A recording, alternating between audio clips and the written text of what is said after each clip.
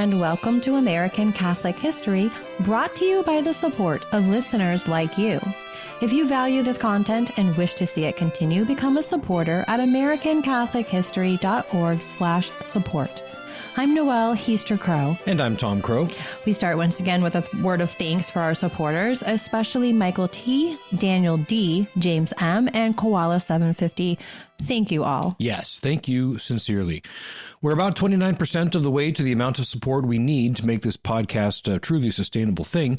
So if you've enjoyed these episodes, if you've learned something, if you've been inspired or edified or helped in your faith, please consider becoming a supporter. You can learn about our support tiers at americancatholichistory.org/support. The lowest is just $5 each month, just $5. But for more each month, you'll get extra perks. Yes, the $15 level, which gets you a supporter's mug and a lovely sticker, seems to be quite popular right now. So that said, and thank you so much for your support, on with the show. Today we're talking about the National Shrine of Our Lady of La Leche, the oldest shrine devoted to Mary in what is now the United States. This is an interesting story from the perspective of typical run-of-the-mill American Catholicism. The much more common depictions of Our Lady are, Our Lady of Perpetual Help, Our Lady of Good Counsel, Our Lady of Hope, Our Lady of Lourdes, Our Lady of Fatima, Our Lady of Grace, or even the Black Madonna, Our Lady of Częstochowa. These are all depictions of Our Lady either by herself or holding the Christ child, but in all of them, she is very modestly dressed and placid. But this depiction is, different. Yes, it starts with the fact that La Leche is Spanish for the milk. So it's Our Lady of the Milk. Mm-hmm. The full title of the devotion is Nuestra Señora de la Leche y Buen Parto, or Our Lady of the Milk and Good Delivery.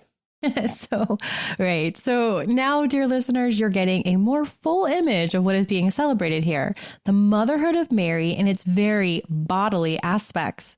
Accordingly, when you see the statue of Our Lady of La Leche, she is holding the Christ child, but the child's face is turned away from you because he is nursing at Mary's exposed breast. And that's why this is an odd devotion to the run-of-the-mill American Catholic sensibility. I'm not sure if it's, Irish Pelagianism or our national puritanical streak or some other prudery, but Americans have a hard time with chaste nudity as when a mother is nursing her child.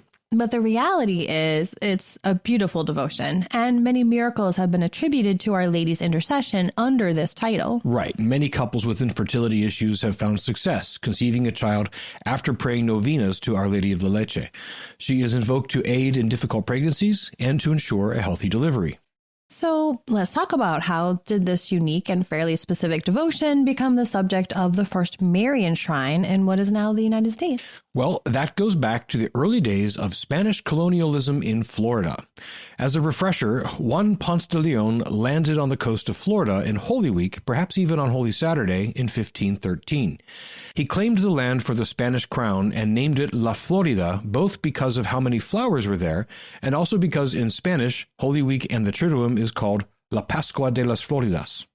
Ponce de Leon didn't remain in Florida for more than a few days, however. The permanent settlement didn't come until 1565, when Spanish settlers arrived on September 8th and claimed the land that is now St. Augustine, Florida, in the name of God. This gives St. Augustine the right to claim the title of oldest city in the United States. In 1587, 22 years after they established St. Augustine, the Franciscan priests with the Spanish colonialists established the shrine of Our Lady of La Leche within the precinct of the Misión de Nombre de Dios, or the Mission of the Name of God. And in 1609, Spanish settlers, along with both free and enslaved Afro-Spanish, built a chapel to house the image. Now, while Our Lady of La Leche may sound strange to us, the choice of Our Lady of La Leche wasn't unusual to the Spaniards. This devotion was a favorite of King Philip II, King of Spain from 1556 through his death in 1598. He had ordered a chapel to be constructed in Madrid after learning of the importance of this devotion in early Christianity. Right. Some of the earliest depictions of the Blessed Mother in all of Christendom were paintings of her nursing Jesus, which were painted on the walls of the catacombs in Rome. So honoring Mary as the mother of Jesus in a very bodily way goes way back. The Romans, even those who became Christians, did not have the same hang-ups about the human body and the mechanics of nursing that the typical American does. No. So a devotion to Mary nursing Jesus goes way back to the earliest days of Christianity. Philip II made it a thing in 16th century Spain, and his loyal subjects brought their king's favorite depiction of Mary to the New World, where it became the first shrine to Our Lady on these shores. Yeah, and that's about the size of it. Awesome. Yeah. And since then, the shrine has been rebuilt and renovated many times over the ensuing centuries. Right, more or less. The original 1609 chapel was destroyed by Protestant British invaders in 1728. Another full chapel wasn't built until 1875, and the chapel presently standing there was completed in 1914. But since then, it has been a place of pilgrimage and a place of miracles. As we said, many stories of infertility overcome, difficult pregnancies remaining healthy, and dangerous deliveries working out well have been attributed to the intercession of Our Lady of La Leche. In more recent times, this little shrine is receiving much more attention. In 2019, the U.S. Conference of Catholic Bishops designated it a national shrine. This status means it is formally designated as a place where the faithful may make pilgrimage. Ooh. Pilgrimage, yes. And then, in 2021, the image was granted a canonical coronation. This special honor is granted solely by the Pope. The Pope grants this honor to images of Jesus, Mary, or Joseph that have great devotion in their local community, and the Pope believes that this particular devotion should be honored more broadly in the Church. The honor means that the image may be adorned by an additional crown that is not part of the original image. Right. To take an image that our listeners may be more familiar with, Our Lady of Czestochowa, for example, wears one of these crowns. Yes, she does. And we saw that when we made a pilgrimage to Jasna Gora on our honeymoon in 2017. That was a very special trip. And not just because, well, it was our honeymoon. But because of how special and powerful that image of Our Lady was. We got really close. We sure did. We had to like throw elbows very, very, very humbly and holily. We had to throw elbows to get up there. As we were praying the rosary. And during, anyway, it was wonderful. It really was a highlight of the honeymoon. We should go back. We should definitely go back. Yeah. But anyway, Our Lady of Czestochowa received that coronation honor many years ago. Our Lady of La Leche received it in 2021. And in October of 2021, in a solemn ceremony in the Cathedral Basilica of St. Augustine, Cardinal Carlos Osoro Sierra, Archbishop of Madrid, placed a golden crown atop both the mother and child. Following the Mass, the statue was solemnly returned to its own chapel. Fitting that the Cardinal Archbishop of Madrid would be the one delegated by the Pope to perform this honor. Right, since the devotion came originally from Madrid, and the original chapel in Madrid was destroyed during the Spanish Civil War.